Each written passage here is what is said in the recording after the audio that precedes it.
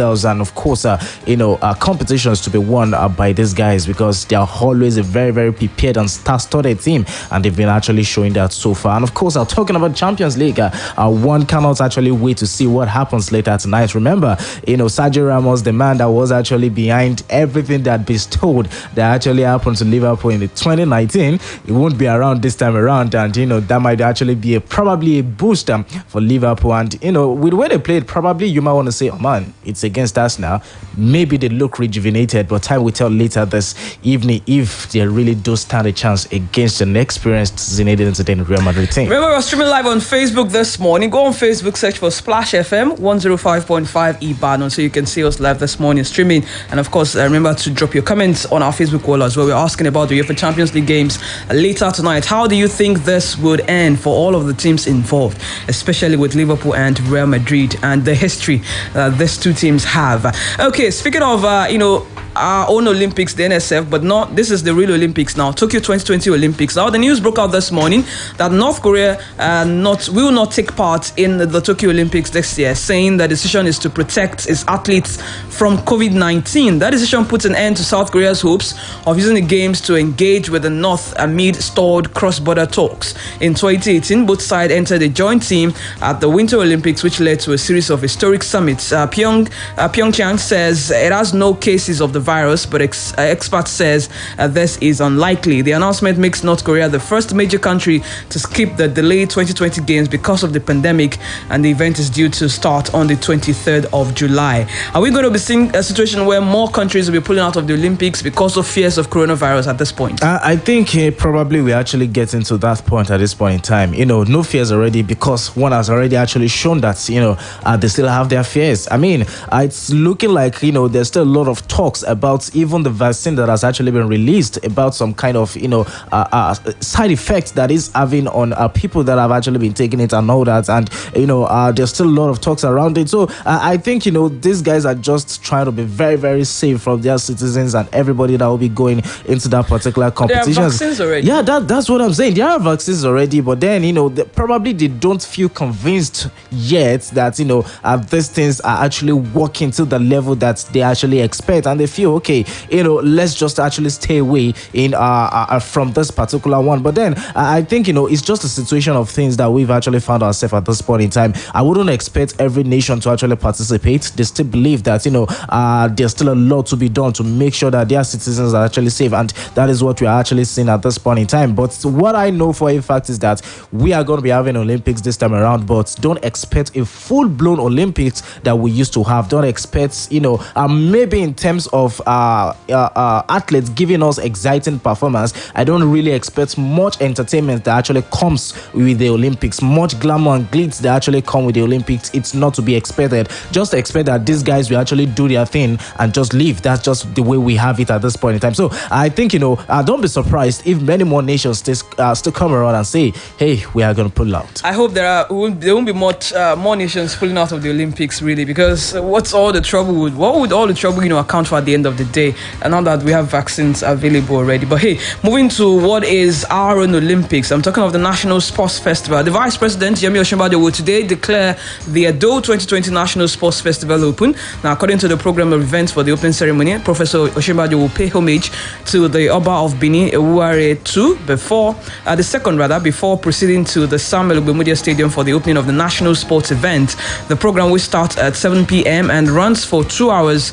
Will showcase the rich Edo cultural heritage, with the musician Fireboy also performing at the event. Minister of Youth and Sports Development Sunday Dare is expected to officially welcome the athletes, while Governor Godwin Obaseki and his deputy Philip Shuaibu will also speak on the festival. To ensure compliance with COVID-19 protocols, there will be restrictions to the Samuel Ogbemudia Stadium, with people gaining access with invitation cards, while states will be allowed to present only 20 athletes for the ceremony. A record 550 volunteers will be on ground at the festival for a hitch-free event. While some sporting event has already begun and medals already trickling in for some states, the swimming event of the National Sports Festival on Monday produced new records. We had new national records were set by swimmers from Delta State, Bayelsa and Edo State. That's on day one of the competition, that of swimming. Ifeasiagba Gabi of Bayelsa became the new record holder in the 100-meter freestyle women with a time of 1 1 hour 1:01:54 minutes there. Okay. And she broke the record of a record set by Okwilobo of Ondo State at the Lagos 2012 edition of the festival. And similarly, Ugwaje Eliafe of Edo State, who came second with a time of 1 minute 01 and 01:96 seconds, also surpassed the former record holder time. The new record was also set in 200-meter butterfly women by Delta's Timimpa Mere Akiaefa. Meanwhile, Bayelsa and Delta have started the rush for gold, of course, with 5 gold medals each. That's from day one of the festival. Before we wrap this all quickly, to Taekwondo, we had medals coming in from there for Aminat Idris, who's said to be 8 months pregnant, and she won her the first gold medal for Team Lagos. She's 8 months pregnant in Taekwondo, as a matter of fact, but she still won gold medal for Lagos State in that one. Wow, that's surprising, especially seeing that she also she put out an inspiring outing in that one, and they also won silver in the female team Pumse category and an individual bronze in the same category, and that makes her one of the leading medalists at the festival at this point. Similarly, in the 2018 edition, Aminat Idris won a bronze medal in the individual, that's female, in Taekwondo team pair. She also won silver alongside Rowuraro Keep there. In other events, Team Lagos won silver medal in the female team 6-a-side cricket, while their male counterparts won a bronze medal. Okay, and for the wrestlers, a total of 9 elite wrestlers will today storm Benin City. That's the venue of the National Sports Festival, after they arrived the country from Tunisia, where they featured at an African Oceanian Wrestling Olympics qualifiers there. And we had some of our wrestlers qualify for the Olympics there in that tournament. The wrestlers had already given up hopes of representing their states at the rescheduled event, but a late postponement of the African Wrestling Championships, earlier slated for the 6th of April to 11th of April in El Jadida, Morocco, meant that they had to return in time for the festival, to the delight of their respective states.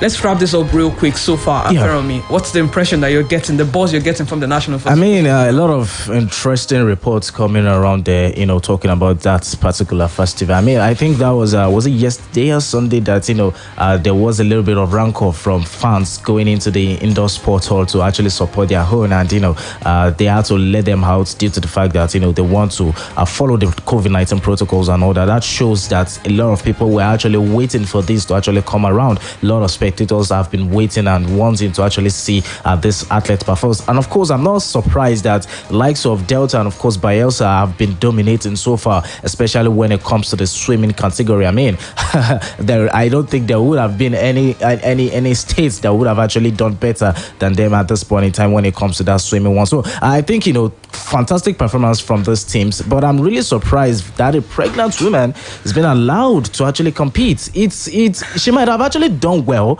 but then that's a very risky one, especially in the category in which she's actually, having that competition. Taekwondo, I mean, anything could have actually happened. It's a contact sport. So I think, maybe something should actually be done. That reminds me of I think Anne Chejin of the Super Falcons back in the days. I can't remember what year precisely. I think it was a World Cup event. She was the goalkeeper, and she was said to be a few months pregnant.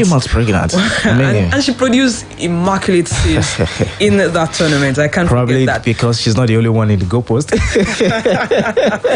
Okay, let's move on away from the National Sports Festival, really, to talk about the Nigeria Women's Football League, where the board of the Nigeria Women's Football League, headed by Aisha Falode, and representatives of the 14 NWFL Premiership clubs yesterday in a virtual meeting agreed that the top 6 teams at the end of the first round of the ongoing 2020-2021 league season on April 7th will play in a Super 6 series to determine the league champions. The bottom 8 of the bottom 8 clubs at the end of the same period will battle for survival in playoff, while the last 2 teams at the end of the series will be relegated. According to Aisha Falode, she says while the full season will end after the last game on July 7, the qualifiers for the anticipated CAF Champions League holds in May.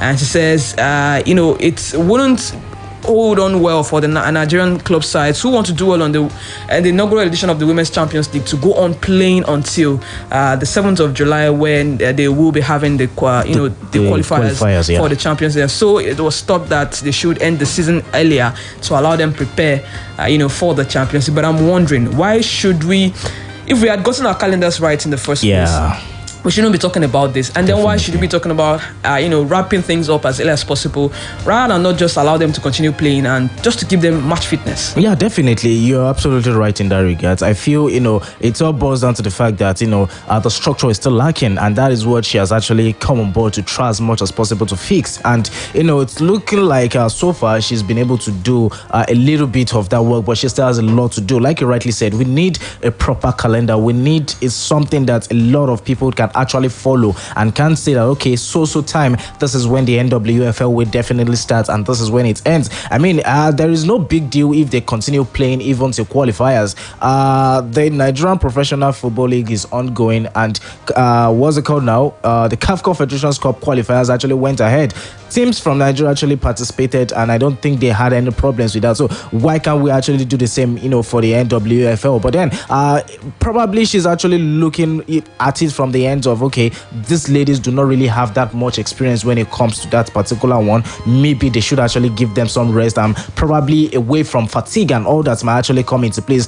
Putting all this together, that is why she has actually made that decision. Let's see how it goes. If it definitely favors them at the end of the day, we will actually come back here and actually give her kudos. But then it's just one thing that she's trying out now. Let's see if it actually works out well for them. Indeed, we'll see if it works out. Remember, it's all about the maiden edition of the Women's Champions League. That's CAF Women's Champions League, and they want to put their best foot forward, and that's why they have come around to this decision to allow to end the league at this point, have a Super 6 to determine winners, and of course concentrate on qualifiers for the CAF Champions League that's scheduled to hold in May. To the NPFL, there were 2 games played yesterday. Atlantis secured their first win in 3 games with a narrow 2-1 victory over Adamawa United at the Dan Ayam Stadium, Owerri on Monday. The win lifts the Nazi Millionaires to 11th on the table, while Adamawa United remain firmly rooted to the bottom of the table. In the Monday's other game, Abia Warriors returned to winning ways after the blip and the last time out against Nasarawa United to edge Plateau United 2-1 in Okigwe, with all 3 goals coming in the first 16 minutes. That must have been some action-packed 16 minutes there. Paul Sampson put Imama Makpakabo's side ahead after just 6 minutes, but Mustafa Ibrahim restored parity from the spot 5 minutes later before Gordon Obadi scored what proved to be the winner in the 16th minute. Abia Warriors climb up to 10th with the win, 2 places above Abdul Makaba's Plateau United, the NPFL family. I mean, the NPFL, the story of the NPFL from relegation now into the top 10. That's really amazing. We must actually say he has been able to actually shut up critics at this point in time. So far that has to be stated, because at this point in time, with 27 points in 10th position after 19 games, I think that's an amazing turnaround season for them. I mean, they're still not safe yet. That's what I will keep saying. They have to keep on fighting. They have to keep on getting those results, because 2-3 bad results for them, they start struggling again and fighting themselves away from the relegation. So I think a good one for them that they've been able to actually rediscover themselves. Hopefully this actually continues, and probably we should start taking Kwara United seriously. I mean, match day 19, half season, and they're still table toppers. Would you be comfortable seeing Kwara United on the continent representing Nigeria? Oh, well, maybe based on the lack of experience, I wouldn't, but they've actually paid their dues. It is what you've done that will earn you a place in the continent. And, so far so good. They've shown that they want to go there. So if they've actually continued with this kind of performance, and at the end of the day, they do win the league, then we don't have a choice. Well, what's that thing that's going on well for them at the moment? What's the turning point? I think it has to be, a proper management. I think it has to be a little proper way of managing things right there at Kwara United. So what defines proper management in Nigeria? Because, maybe to some extent, they are doing something right that others are not actually doing. Remember, like we used to say, this was a team that was almost near relegation. And all of a sudden, they actually they're having a turnaround, a season to remember at this point in time. Even eventually, if they do not win this league, if they finish in the top 4, it will still have been a very fantastic season for them at the end of the day. I mean, you don't hear stories of Kwara United management holding players. They make sure that they actually do these things well to motivate their players. They try as much as possible to get experienced hands on board to help them for this particular quest, and so far they're getting the results. So I think to some extent, maybe the board are doing something well, not really that perfect, so to say, but they're doing something right at this point in time, and it's actually helping Kwara United. It is helping them. Away from that, we also had games in the English Premier League last night. Everton played a 1-1 draw with Crystal Palace, and Wolverhampton Wanderers, they lost at home to West Ham United 3-2. That man, they call him Blingadillo. He seems to be the form of his life at this moment. And in the Spanish La Liga, Barcelona won, Real Valladolid 0. After seeing Atletico drop points against Sevilla at the weekend, I mean, the onus was upon them to, make the most of that opportunity. Yeah. And it almost felt like they weren't going to make use of it. But hey, finally it happened. 1-0 they won. Yeah, definitely. They had to dig deep before they could actually get that goal. I think that was in the 90th minute before Ousmane Dembele actually, got that, winner for them. I mean, fantastic one. If you actually want to make sure you wrap things up and take it away from Atletico Madrid, you have to actually keep getting those wins. Remember, next time it's going to be the El Clasico for them, and they know that, any dropping of points would not actually favor them, especially when Atletico Madrid have been able to do them a favor by actually dropping a massive 3 point during the course of the weekend. So it's wide open at this point in time. It can go either way for these three teams. Even Real Madrid are still in the mix. You can't write them off. So I think, it's something that we are just going to wait till the very end of the season before we know who eventually wins the Spanish La Liga. I mean, I wonder what happened to Atletico Madrid. Where did they keep that form that got them blazing and firing on the start of the season? I wasn't actually surprised, because remember, something like this also happened to them last time out. Talking about last season, they were in this rich vein of form at the beginning of the season. I mean, I think they had over 14 or 13 points at that time, and they blew it off, and Real Madrid, against all odds, came and actually won the league. This time around, the same thing, about 14-point lead again, and they're actually beautiful. So I think, at this point in time, if we should actually blow this off, talking about Diego Simeone, I think it should be let go. Should be let go. Okay, that's a huge one. Let's join our partners at the BBC right now for the BBC Premier League update. And when we return, it's all about the UEFA Champions League. Manchester City up against Borussia Dortmund and Real Madrid against Liverpool. Stick around, we'll be right back. BBC Premier League update from the home of Premier League football. Hello, I'm Paul Serres at the BBC Sports Centre. West Ham United beat Wolverhampton Wanderers to move back into the top four of the English Premier League. The Hammers won 3-2 at Molineux and are a point clear of Chelsea and 3 ahead of both Tottenham and Liverpool with 8 games to go. Former Tottenham and England centre-back Michael Dawson co-commentated on the game for the BBC. Fantastic night for West Ham. First half performance, they did enough to hold on. Second half, Rui Patricio, I don't think he had a save to make. Wolves, they huffed and puffed, and when they got back to 3-2, you think, can they go on and get the equaliser? They couldn't. The Fabianski in the end, you're thinking, go on, last 5-10 minutes, is it going to be chucked in the box? It wasn't, and in the end, I thought West Ham were going to be under more pressure than they were. Hammers midfielder Declan Rice was missing against Wolves. He's expected to be out for up to 4 weeks with a knee injury picked up on international duty with England. Before tonight, Rice had played every minute of West Ham's 29 Premier League games so far this season. In the day's other Premier League match, Belgian international striker Michy Batshuayi scored a late equaliser as Crystal Palace rescued a point away at Everton. James Rodriguez had put the home side ahead shortly after half-time. Premier League leaders Manchester City host Borussia Dortmund for the first leg of their Champions League quarter-final on Tuesday. It'll be the first time that Ilkay Gundogan will have faced his old club since leaving for City in 2016. His manager Pep Guardiola says the club's top scorer this season deserves all the plaudits he's been receiving.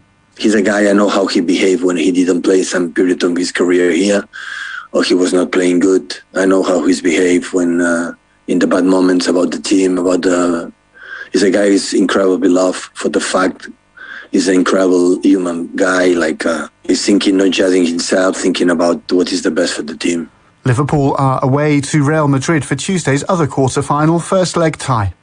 And for more football news from the BBC, go to bbc.com/football. BBC Premier League update from the home of Premier League football.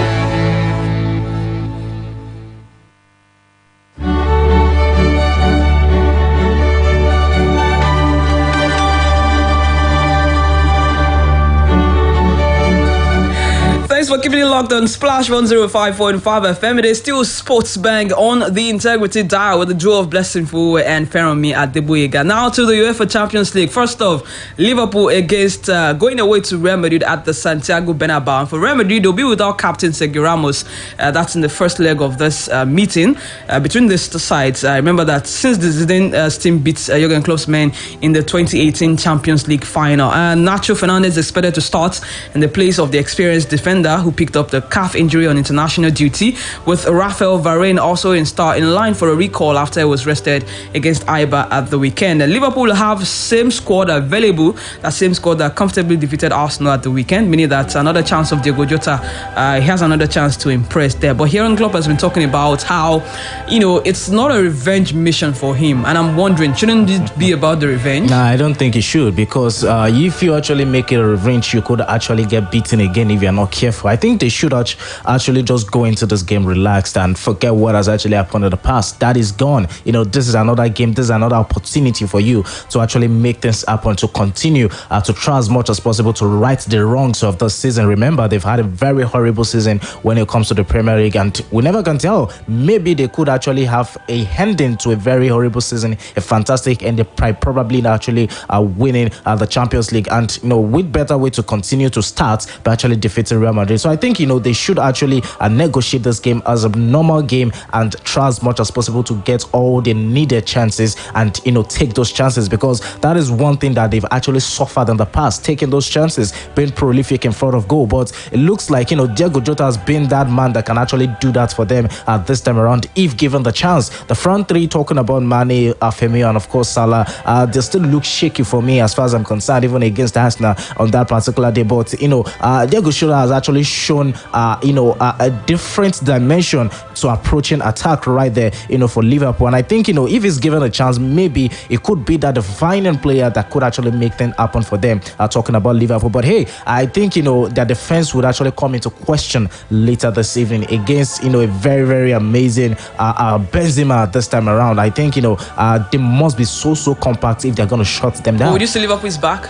I wouldn't say that. I mean, they played against Arsenal, and I won't say that because they actually won by 3-0. They are automatically back. Maybe today's performance would be a determinant to seeing if they are truly really back. What happens today, what happens in their next game during the course of the weekend, then we might want to say that Liverpool are back. But hey, let's wait and see. And of course, to the other game between Manchester City and Borussia Dortmund, Pep Guardiola has been praising Erling Haaland for a long while. Maybe it's just about the mind games, but hey, do you expect Haaland to put up something against Manchester City, the thing is, who are in search of a Champions League trophy? Definitely. The thing is, at this point in time, I think it's going to be more than brutal in Hannah. They're playing against a different opposition that is really hungry for Champions League, especially the manager, talking about Pep. So I think this is not Sevilla you are playing against, so it's not going to be all about brutal in Haaland. Dortmund has been a very terrible side this season. They lost during the course of the weekend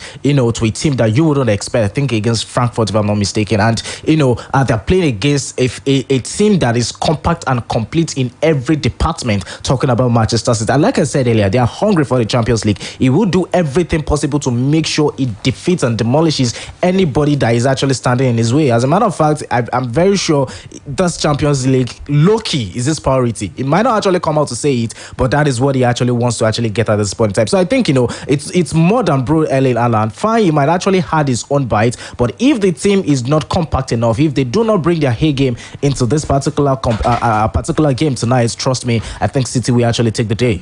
Okay, well, this will be Erling Haaland's 5th appearance in the knockout stages of the UEFA Champions League for Borussia Dortmund, while he scored 6 goals in his first 4.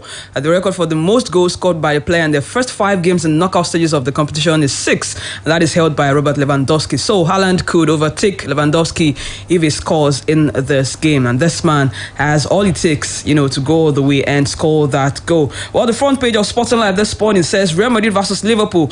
Eden Hazard could play against the Reds. I keep saying, when Hazard decides to write the story of, this period of his career, I'm definitely one person who will be itching to read whatever it is that he has to write. Because the turnaround is I can't find words to explain it actually. Westden claims Real are undervalued. That's the front page of Sporting Life. German ref for Madrid and Liverpool clash. Nacho, Salah, Mane, Firmino have rematch attitude. That's coming from Nacho. And Jadon Sancho is set to miss that game for both legs. That's for Borussia Dortmund against Manchester City. Guardiola, Dortmund pay a lot of money to agents. That's coming from Guardiola. Okay, are you telling me City doesn't pay a lot of money? Okay, Eric Bailly tests positive for COVID-19. Sad news for Manchester United fans, and Martial could miss the remainder of the season due to knee injury. Your predictions, Fermi, before I think City will win. City should win by 2-1, probably. And Madrid should probably get the win. A slim victory or a draw. Okay, if it doesn't work out, don't worry. We'll drag you again on Sports Bank tomorrow. Thanks for being a part of the show. Here's where we have to hang our boots. We're picking them back up tomorrow. But later tonight by 5:45, Ayobami, 6:30 rather, I beg your pardon, Ayobami and Animation will be back here for the second half of Sports Bank. My name is Blessing Fowowe, and I've worked with Feromi Adewega this morning. Have a great Tuesday. Au revoir. Here is 105.5. Accessing 105.5. one station, all the hits. 105.5. Splash. From the top of the Fisher Building. This is Detroit's number one hit music station. Splash 105.5 FM, your integrity station.